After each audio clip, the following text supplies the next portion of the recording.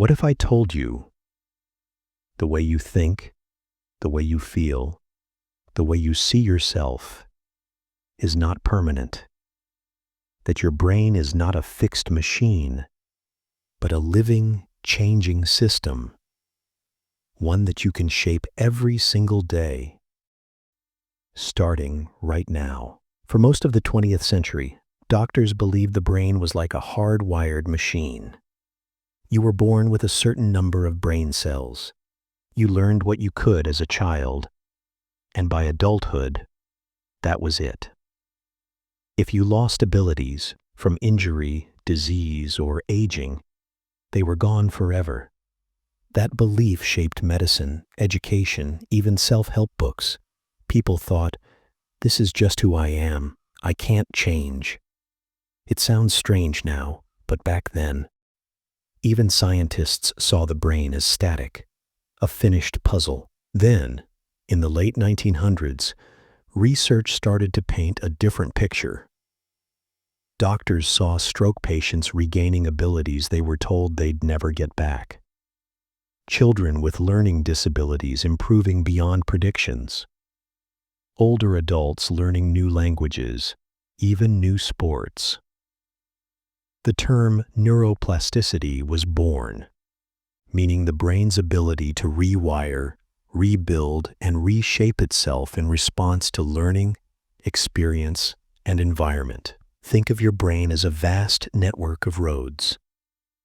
Some roads are highways you use all the time, habits, automatic thoughts. Others are dirt paths you barely notice. Neuroplasticity is the process of building new roads, paving old ones, or shutting down the ones that no longer serve you. Let me tell you about John Pepper, a retired school teacher from Ohio. At 53, John had a stroke. Overnight, his right arm became almost useless.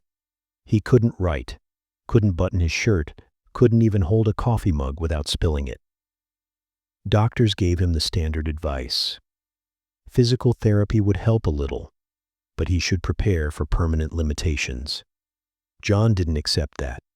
He went to therapy, yes, but also spent hours, each day visualizing moving his arm, not just thinking about it vaguely. He imagined the feeling of the muscles working, the weight of objects in his hand, the motion of writing his name. Slowly, the brain began creating new connections, bypassing the damaged areas. 1 year later, John could write again, pour coffee without shaking, and even fish with his grandkids. This wasn't magic. It was his brain physically rewiring itself. Here's the thing. You don't have to have a brain injury to experience this. Every time you learn a new skill, you're literally changing your brain. Learn guitar? New neural circuits are forming in your motor cortex and auditory areas. Start speaking Spanish? Your language centers are building fresh pathways.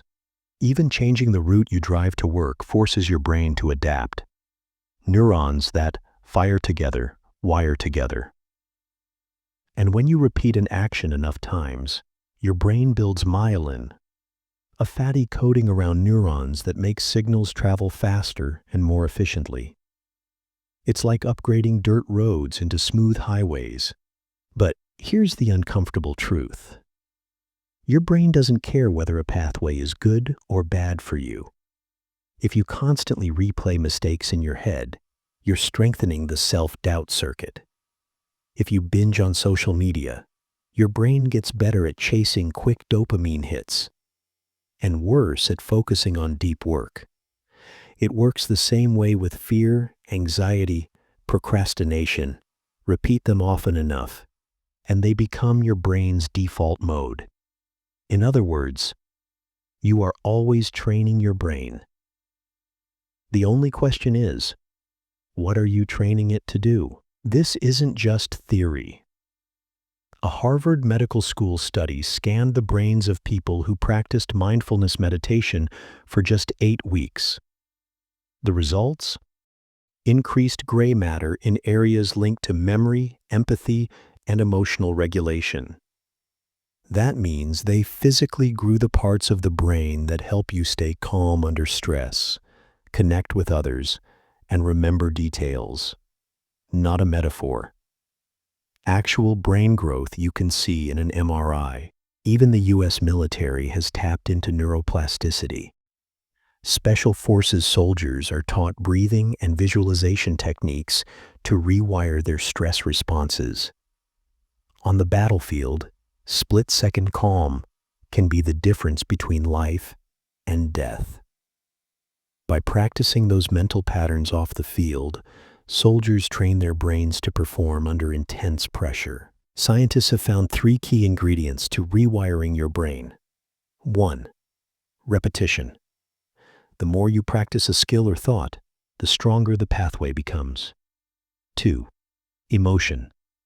The stronger the emotional connection, the faster the wiring happens. 3. Challenge.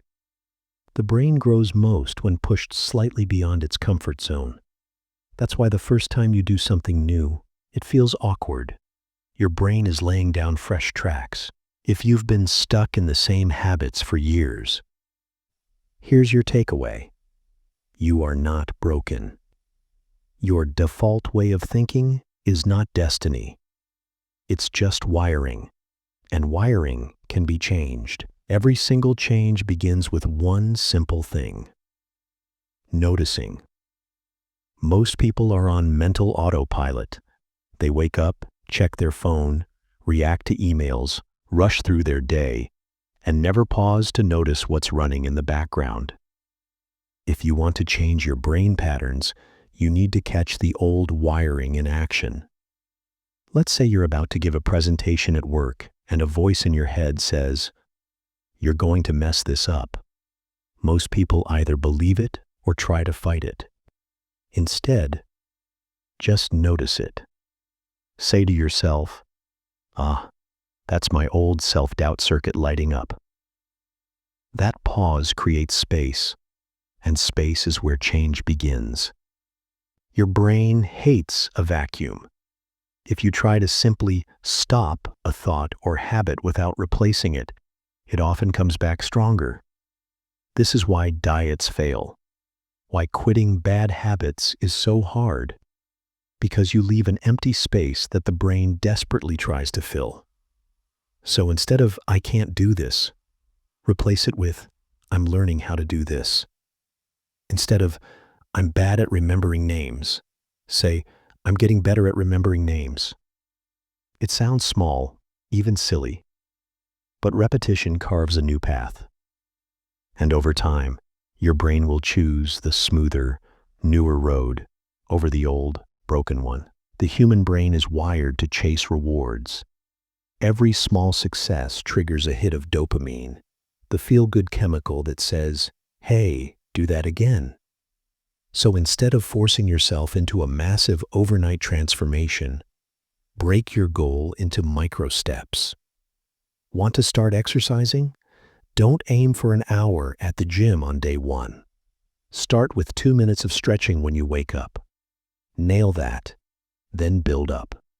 Every small win tells your brain, "This is who I am now."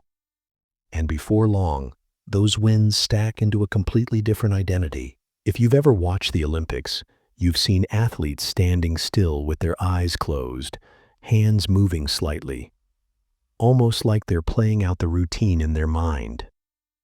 That's not superstition. That's neuroplasticity. Studies show that when you vividly imagine doing something, your brain fires almost the same neural circuits as if you were physically doing it.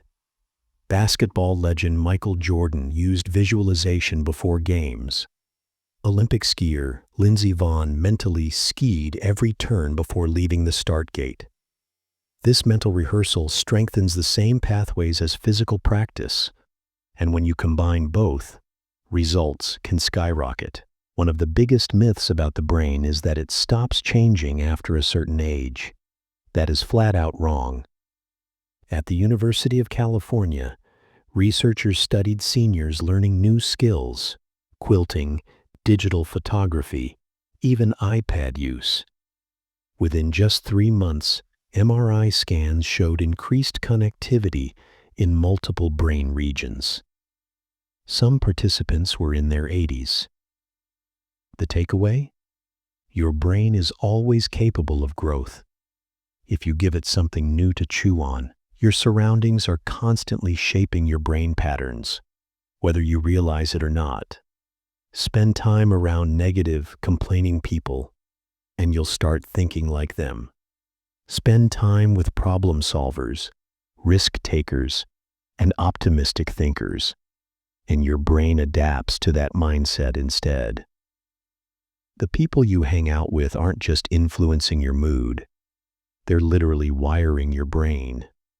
So ask yourself, who am I letting into my mental workspace?